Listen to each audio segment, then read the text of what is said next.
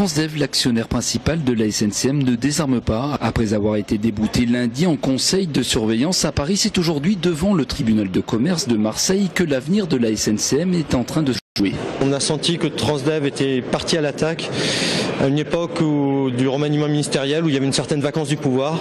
On profitait de cette vacance au sein du sommet de l'État, l'absence de ministre des Transports pendant près de 10 jours, pour lui permettre d'attaquer et de demander la tête de Gérard Couturier qui lui permettrait de reprendre la majorité au sein du conseil de surveillance et donc de dérouler son plan.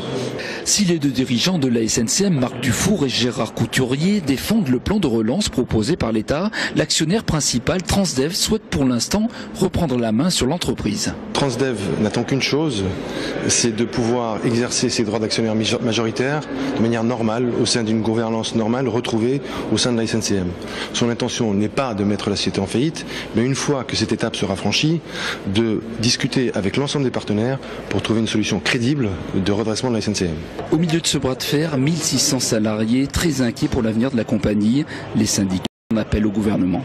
Nous sommes potentiellement sur un véritable scandale national auquel nous attendons qu'il soit mis un terme par le plus haut niveau de l'État, le gouvernement de Manuel Valls et François Hollande lui-même. Jean-Marc Janaillac, le président de Transdev, a indiqué dans une interview accordée à l'Express: la SNCM, c'est 3% de mon chiffre d'affaires, un tiers de mon temps et 90% de mes pertes.